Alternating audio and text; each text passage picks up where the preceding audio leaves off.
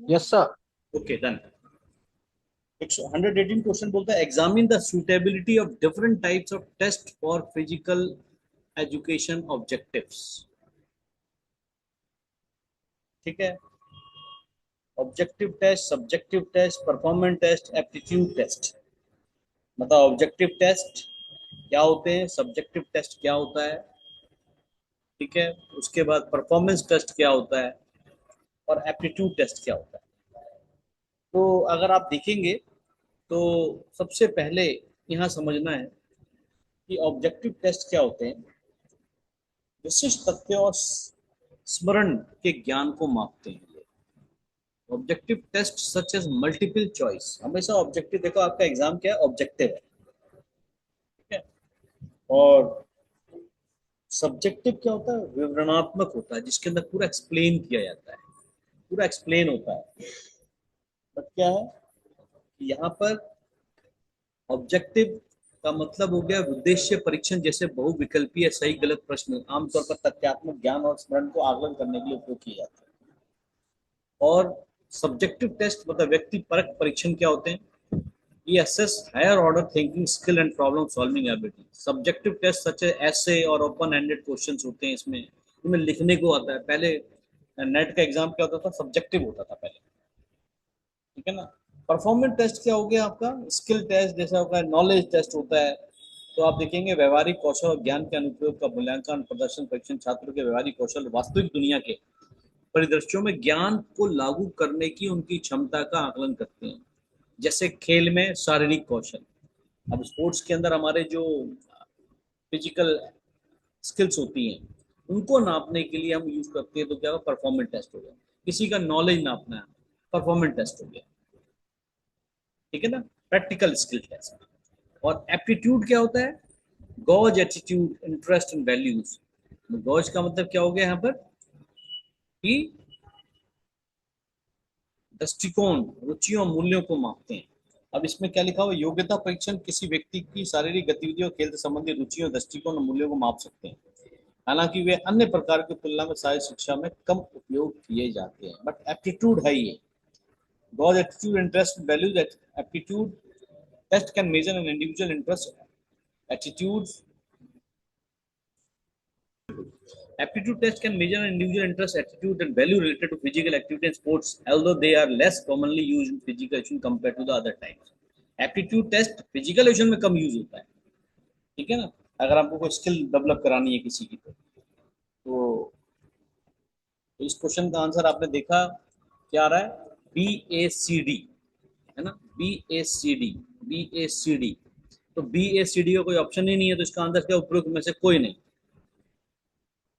ई, इसका E answer, none of the above. आगे चलते हैं हम, नेक्स्ट क्वेश्चन। तो ई 118 का ई 119, शारीरिक शिक्षा के संदर्भ में रचनात्मक मूल्यांकन के महत्व को स्पष्ट करें। मतलब फॉर्मेटिव असेसमेंट जो होता है फिजिकल एजुकेशन के संबंध में, तो क्या होता है, पहला बोलता है छात्रों की आवश्यकताओं के आधार पर निर्देश को समायोजित करने में शिक्षकों की सहायता करता है।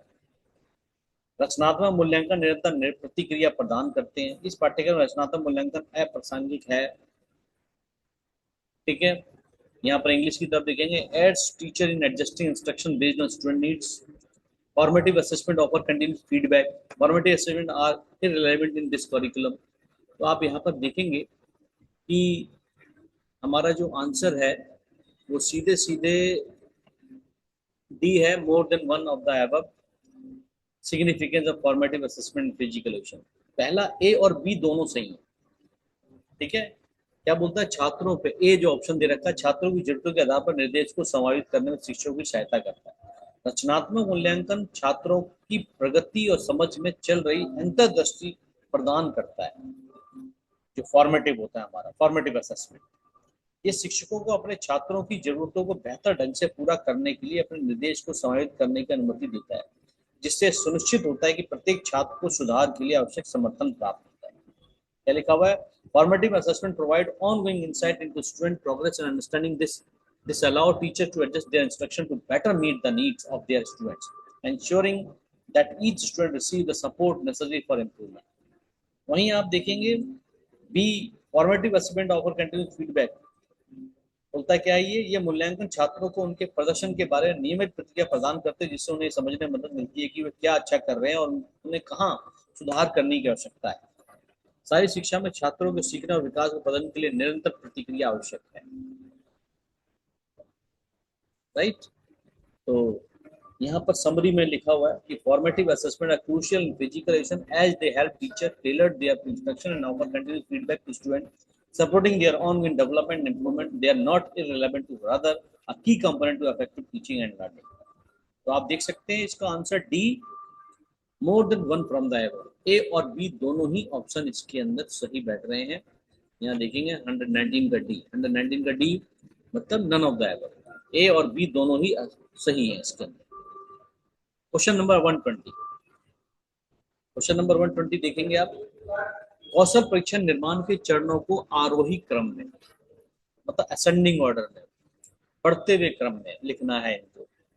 तो आप यहाँ ऑप्शन दिखे हुए हैं, प्रशिक्षण के प्रशासन स्कोरिंग के लिए सटीक प्रतिक्रिया स्थापित करें, खेल या भौतिक गुणों का विश्लेषण करें, विश्वसनीय निर्धारित करें और निष्पक्षता की गणना करें, वैधता स्थापित करें, वांछित गुणों को मापने वाले परीक्षण का आइटम का चयन करें। तो आप देखेंगे कि सबसे पहले यहाँ पर क्या होना चाहिए, खुद देखेंगे आप कि इसके अंदर पहला B option analyse the game और फिजिकल क्वालिटी, पहले एनालाइज करेंगे, खेल या भौतिक गुणों का विश्लेषण करें, उसके बाद वांछित गुणों को मापने वाले परीक्षण आइटम का चयन करें, सी ई ऑप्शन। इसके बाद देखेंगे आप establish the exact procedure for the administration and scoring of the test, A VEA हो गया। उसके बाद आपको तो पता ही है कि रिलायबिलिटी, वैलिडिटी, ऑब्जेक्टिविटी, नॉर्म पे सबसे पहले वैलिडिटी देखी जाती है, तो डी आएगा पहले, उसके बाद रिलायबिलिटी आएगा।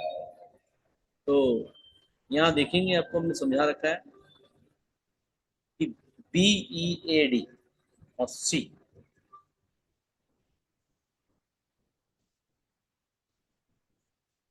तो सब लिखा हुआ है कि analyse the game of physical quality, start by analysing, same चीज मैंने बताया।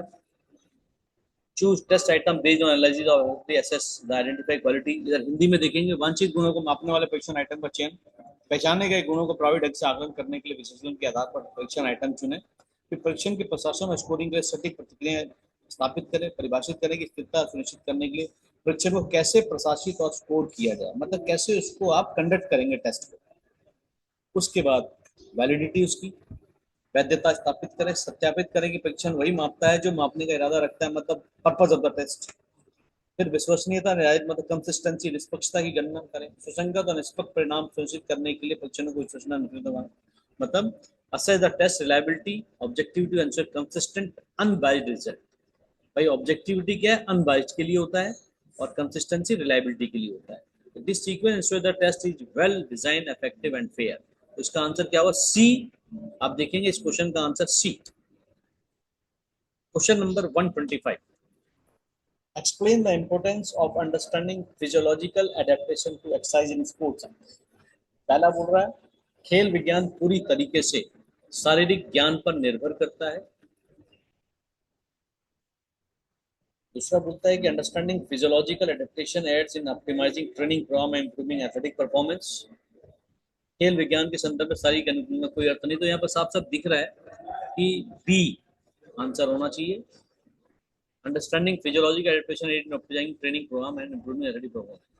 हिंदी की तरफ देखेंगे प्रशिक्षण कार्यक्रम का अनुकूलन व्यायाम के विभिन्न रूपों में शरीर कैसे प्रतिक्रिया करता है, इसका ज्ञान खेल वैज्ञानिक प्रशिक्षकों और एथलीटों को कैसे प्रशिक्षण कार्यक्रम डिजाइन करने में सक्षम बनाता है जो अधिक प्रभावी और व्यक्तिगत आवश्यकताओं के अनुरूप। इसमें समझना शामिल हो सकता है कि विभिन्न प्रकार के प्रशिक्षण जैसे सहन शक्ति, लचीलापन शरीर को कैसे प्रभावित करते हैं और मतलब उसको ऑप्टिमम परिणामों के लिए उन्हें कैसे संतुलित किया जाए। एथलेटिक प्रदर्शन में सुधार प्रशिक्षण के साथ होने वाले शारीरिक परिवर्तनों को समझकर जैसे मांसपेशी ताकत में वृद्धि, हृदय संबंधी दक्षता और चयापचय अनुकूलन एथलीट अपने प्रदर्शन में सुधार कर सकते हैं। ये समझ यथार्थवादी लक्ष्य निर्धारित करने के लिए प्रगति पर नजर रखने और प्रशिक्षण दिनचर्या में आवश्यक समायोजन करने में मदद करती है। चोट की रोकथाम और रिकवरी, ये जानना है कि शारीरिक तनाव के प्रति कैसे अनुकूल होता है, चोटों को रोकने और रिकवरी के प्रबंधन में भी मदद कर सकता है। ये ओवर ट्रेनिंग के संकेतों को पहचानने और उचित आराम और पुनः प्राप्ति तकनीक को समझने में मदद करता है। तो इसका आंसर आपने देखा कि बी इसका आंसर है, 121 का बी, 121 का बी। और ये जो पॉइंट्स थे, अंडरस्टैंडिंग फिजियोलॉजिकल एडेप्टेशन रेट क्या होता है, optimising training programme, improving athletic performance, इन तीनों पॉइंट को मैंने यहाँ पर आपको समझाया। Optimising training programme, improvement of athletic performance, injury prevention, recovery, एक तरफ हिंदी में लिखा है, एक तरफ इंग्लिश में लिखा हुआ है। तो इसका answer B 122। Explore the relationship between energy system and types of sports activity. ATP PC system, aerobic system, oxidative system, anaerobic system. ATP PC system तो आपको पता होना चाहिए, एकदम बस्ट एनर्जी देता है, तुरंत एनर्जी देता है, ठीक है ना, सबको पता होना चाहिए। और एरोबिक क्या करता है हमारा, वो दूर एंडोरेंस टाइप ऑफ स्पोर्ट्स के लिए होता है। ऑक्सीडेटिव सिस्टम भी हमारा क्या होता है, एरोबिक के लिए यूज होता है। तो यहाँ पर आप देखेंगे कि एटीपी पीसी जो प्रणाली है, immediate energy for explosive activity, explosive एकदम तुरंत स्पीड में दी जा रही है, पढ़ना है। The ATP PC system provide immediate energy for short duration high intensity activity such as sprint, jumps और weight lifting, typically lasting around 10 second और लेस। 10 सेकंड और उससे नीचे की एक्टिविटी के लिए एटीपी पीसी सिस्टम एनर्जी देता है, जिसको हम क्या बोलते हैं, फॉस्फोजेन सिस्टम भी बोलते हैं। उसके एरोबिक सिस्टम क्या बोलता है, predominantly use during prolong long low intensity activity. The aerobic system is the primary source of energy during prolonged or low to moderate intensity activity like marathon running, cycling or long distance swimming. It relies on oxygen for energy production. Aerobic मतलब oxygen के साथ में मिलकर energy provide करना। Oxidative system क्या होता है, जिसके अंदर फैट्स भी आ जाएगा एनर्जी देने के लिए। Sustain energy for endurance. The oxidative system, another term of aerobic system, provide energy for sustained endurance activity of metabolizing carbohydrate and fats in the presence of oxygen. और जो एरोबिक बोल रहा था, यहाँ पर ऑक्सीजन की बात कर रहा था। ये ऑक्सीडेटिव सिस्टम जब आता है तो यहाँ पर कार्बोहाइड्रेट फैट्स की बात करेगा ये। और एन एरोबिक बताइए आपको कि quick burst for energy of high intensity exercise. The anaerobic glycolysis system provides quick burst of energy for activity lasting from about 10 seconds to 2 minutes, such as 400 meter sprint. हम उसको anaerobic देखा होगा कि जब ATP PC system, तो आपने देखा होगा भी हमने क्या बोला, लगभग 10 सेकंड बढ़ के 30 सेकंड भी पहुंचता है करीब करीब। बट एनारोबिक जो है हमारे 2 minute, up to 2 minute, 10 second to 2 minutes. तो इस क्वेश्चन का आंसर क्या हुआ हमारा, ए सही उत्तर, इसका आंसर ए 122 का ए। क्वेश्चन नंबर 123, खेल संदर्भ में सारी संरचनाओं को उनके कार्यों के साथ सह संबंधित करें। पहला बोलता है स्केलेटन सिस्टम। भाई स्केलेटन सिस्टम क्या होता है, ढांचा होता है, सपोर्ट प्रोवाइड करता है। तो फर्स्ट का बी होगा। नर्वस सिस्टम, डी होगा, transmit nerve impulse and coordinate movement. Respiratory system, सीधे सीधे इसका क्या है, ऑक्सीजन ट्रांसपोर्ट और कार्बन डाइऑक्साइड से है। थर्मो रेगुलेटरी, हमारा टेम्परेचर पता, रेगुलेट बॉडी टेम्परेचर, सी होगा। तो इसका आंसर आप देखेंगे ए, बी डी ए सी। भाई स्केलेटन सिस्टम क्या करता है, यहाँ पढ़ेंगे हिंदी में, ब्रैकेट के अंदर लिखा है कंकाल प्रणाली शरीर की संरचना को समर्थन करती है, महत्वपूर्ण अंगों की रक्षा करती है और मांसपेशियों की प्रणाली के साथ मिलकर गति को सुविधाजनक बनाती है। तंत्रिका तंत्र क्या कर रहा है भाई, ब्रैकेट के अंदर देखेंगे, तंत्रिका तंत्र मस्तिष्क और मांसपेशियों में तंत्रिका आयोग को संचालित करके सारी गतिविधियों को नियंत्रित और समन्वित करता है। श्वसन प्रणाली क्या करता है, श्वसन प्रणाली गैसों के आदान प्रदान, शरीर में ऑक्सीजन लाने और कार्बन डाइऑक्साइड को हटाने के लिए जिम्मेदार है, जो सारी गतिविधियों के दौरान ऊर्जा उत्पादन के लिए महत्वपूर्ण है। थर्मोरेगुलेटरी सिस्टम क्या करता है, थर्मोरेगुलेटरी सिस्टम जिसमें पसीना और रक्त प्रवाह समायोजन जैसे तंत्र शामिल है, शरीर के तापमान को नियंत्रित करने और इलेक्ट्रोलाइट संतुलन बनाए रखने में मदद करता है, जो खेल में इष्टतम मतलब ऑप्टिमम प्रदर्शन के लिए महत्वपूर्ण है। वो सेम चीज इंग्लिश में लिखा हुआ है यहाँ पर। तो इसका आंसर सीधे सीधे क्या हो गया, ए इसका आंसर हुआ। तो आप देखेंगे इसका आंसर ए 123 का ए।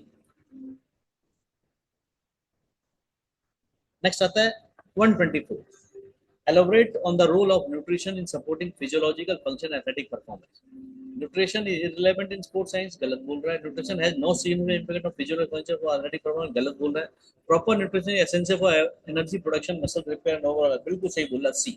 अब ये जो पॉइंट लिखे हुए हैं आपके सी वाले पॉइंट के अंदर, proper nutrition is essential for energy production, muscle repair and overall athletic performance, ये कैसे है वो समझना है आपको। तो यहाँ तो साफ साफ दिखा रहा है कि भाई प्रॉपर न्यूट्रिशन जो है वो एनर्जी के लिए, प्रोडक्शन के लिए एसेंशियल है, मसल्स के रिपेयर करता है। भाई प्रोटीन क्या करता है, बॉडी बिल्डअप का काम करता है, और टीयर जो मसल कट फट जाती है उसको ठीक करता है।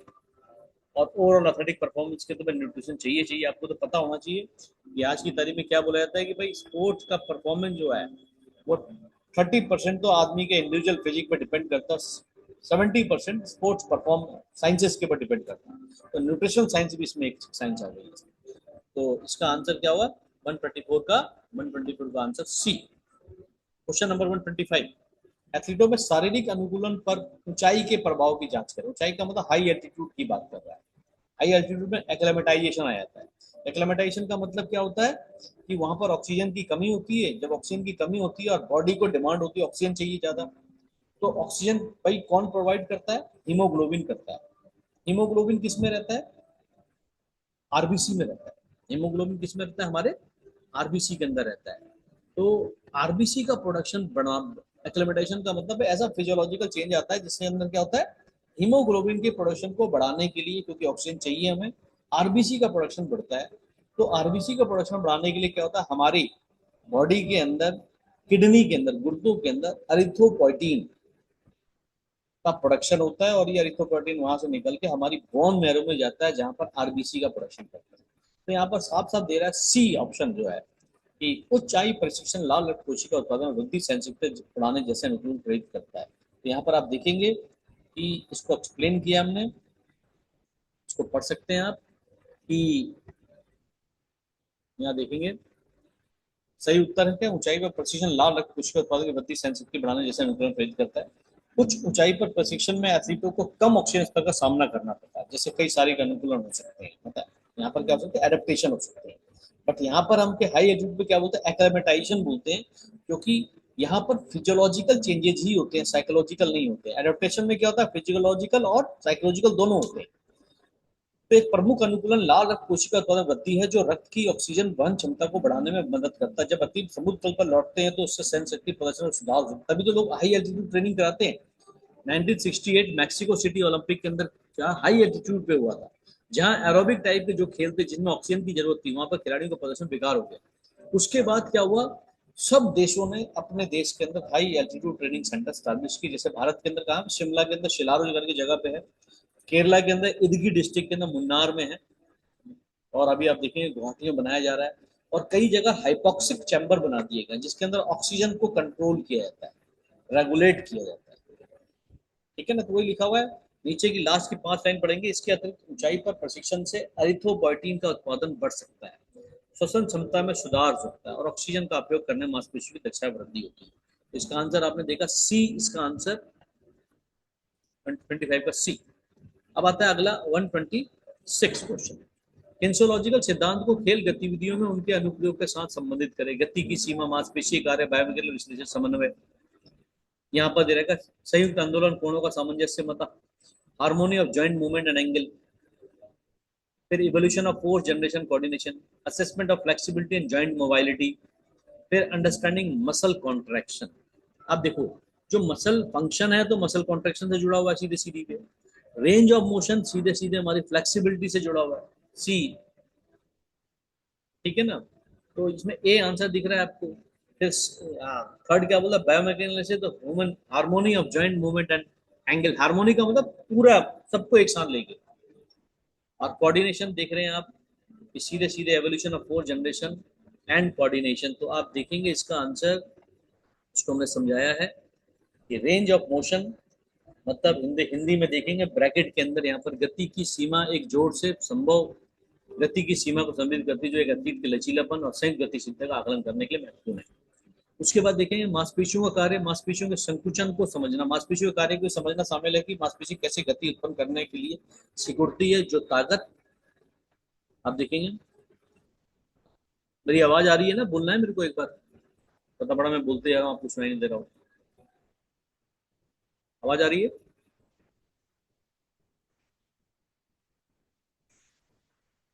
हेलो भाई, यस बोलिए वहां सर, से। Yes sir. Yes sir. Sir आवाज आ रही चाहिए ना। ठीक है, मांसपेशियों के संकुचन को समझना, मांसपेशियों के कार्य को ये समझना शामिल है कि मांसपेशी कैसे गति उत्पन्न करने के लिए होती है, जो ताकत, सहन शक्ति और खेल गतिविधियों में विभिन्न मांसपेशी समूहों की भूमिका का विश्लेषण करने के लिए आवश्यक है। फिर बायोमैकेनिकल विश्लेषण, संयुक्त आंदोलन और कोणों का सामंजस्य। बायोमैकेनिकल विश्लेषण मानव आंदोलन की ताकत और यांत्रिकी की जांच करता है। खेल गतिविधियों के दौरान संयुक्त आंदोलनों, कोणों के सद्भाव और दक्षता पर ध्यान केंद्रित करता है। समन्वय मतलब कोऑर्डिनेशन क्या करता है? बल निर्माण समन्वय का मूल्यांकन। समन्वय मांसपेशियों की गतिविधियों को प्रभावी ढंग से सिंक्रोनाइज करने की क्षमता है, जो एक एथलीट की बल उत्पन्न करने और जटिल गतिविधियों को सुचारू रूप से करने की क्षमता को मूल्यांकन करने के लिए महत्वपूर्ण है। तो इसमें साफ साफ देखा हमने, इसका आंसर क्या हुआ हमारा? ए आंसर इसका हुआ 126 का। क्वेश्चन नंबर 127 पे चलते हैं हम। खेल प्रदर्शन के जैव यांत्रिकी पहलुओं पर शरीर संरचना के प्रभाव का अन्वेषण।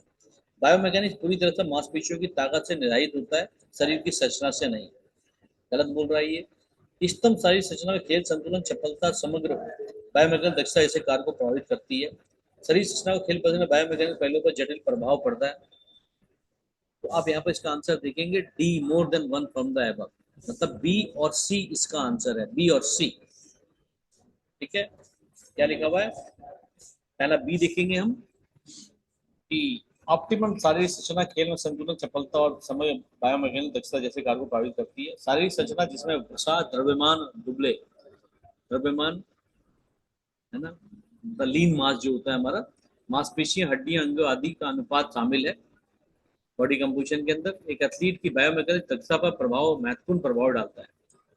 मतलब इष्टतम मतलब ऑप्टिमल शारीरिक संरचना संतुलन, चपलता, गति को बढ़ाती है और अतिरिक्त वजन को कम करके प्रदर्शन में सुधार कर सकती है, जो आंदोलन में मतलब मूवमेंट में बाधा डाल सकती है या चोट के जोखिम को बढ़ा सकती है। शारीरिक संरचना का खेल प्रदर्शन के बायोमैकेनिकल पहलुओं पर एक जटिल प्रभाव। शारीरिक संरचना उत्तोलन मतलब लीवर की बात करता है।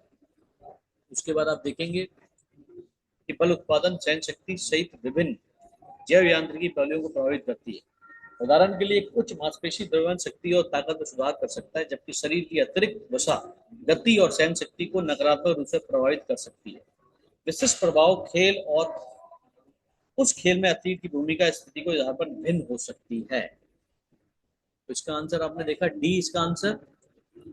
आगे चलते हैं हम 27 का D. 128, investigate the role of joint stability in preventing injuries and optimizing biomechanical efficiency।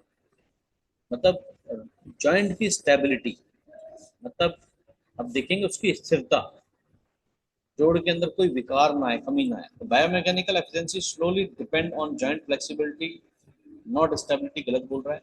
Optimal joint stability crucial for injury prevention enhancing biomechanical efficiency, इसको बिल्कुल सही बोल रहा है। तो साफ साफ बी दिख रहा है, इसका सी तो है ही नहीं, joint stability has no significant effect. तो इसका आंसर आप देखेंगे, इसका आंसर बी। क्या बोल रहा है बी के अंदर? आप देखेंगे कि खेल में चोट की रोकथाम और बायोमैकेनिकल दक्षता बढ़ाने के लिए इष्टतम संयुक्त स्थिरता महत्वपूर्ण है। संयुक्त स्थिरता तात्पर्य गति के दौरान अपनी स्थिति बनाए रखना, प्रभावी ढंग से कार्य करने की जोड़ की क्षमता से है। ये इसमें महत्वपूर्ण भूमिका निभाता है। चोट की रोकथाम, इष्टतम का मतलब ऑप्टिमल, मतलब अच्छा, अच्छे संयुक्त स्थिरता यह सुनिश्चित करके चोटों से बचाने में मदद करती है कि जोड़ सारी गतिविधियों के दौरान बल और तनाव का सामना कर सकते हैं। अस्थिरता से जोड़ों में अव्यवस्था, मोच और अन्य चोटों हो सकती हैं, खासकर गतिशील और प्रभाव वाले खेलों के दौरान। बायोमैकेनिकल दक्षता क्या होता है? स्थिर जोड़ सुचारू और नियंत्रित गति को अनुमति देकर कुशल गति पैटर्न में योगदान करती है। स्थिरता प्रतिक्रिया गतिविधियों के जोखिम को कम करती है, जिससे अकुशल बायोमैकेनिक्स संभावित चोटों हो सकती है। यह एथलीटों को प्रभावी ढंग से बल उत्पन्न करने और स्थान भी करने में सक्षम बनाता है, जिससे समग्र प्रदर्शन बढ़ता है। आप यहाँ पर इंग्लिश में देखेंगे बायोमेकेनिकल एफिशिएंसी को क्या दे रखा है? Stable joint contribute to efficient movement pattern by aligning for smooth and control motion. This stability reduce the risk of compensatory movement that can lead to insufficient biomechanical and potential injury. It also enables athlete to generate and transfer forces effectively, enhancing overall performance। इसका answer देखा आपने B. आगे चलते हम 129। खेलों में biomechanical दक्षता पर उपकरण डिजाइन के प्रभाव के बारे में जानकारी करें। लिख रहा है अच्छी तरह से डिजाइन किए गए उपकरण प्रदर्शन को अनुकूलित करते हैं और चोट के जोखिम को कम करते हैं। बिल्कुल सही लिख रहा है। अच्छी तरह से डिजाइन किए गए उपकरण बायोमेडिकल दक्षता को बढ़ाते हैं। बिल्कुल सही है। खेल में उपकरण डिजाइन का बायोमेडिकल दक्षता पर बहुत कम प्रभाव है। गलत दे रहा है ये। तो आप देखेंगे इसका आंसर हमारा क्या होगा, मोर than one from the above. अच्छी तरह से डिजाइन किए गए उपकरण प्रदर्शन को अनुकूलित करने में चोट को जोखिम कम करने के लिए मदद करते हैं। उचित रूप से डिजाइन किए गए खेल उपकरण आराम, फिट और कार्य क्षमता में सुधार करके एक एथलीट के प्रदर्शन को महत्वपूर्ण रूप से बढ़ा सकते हैं।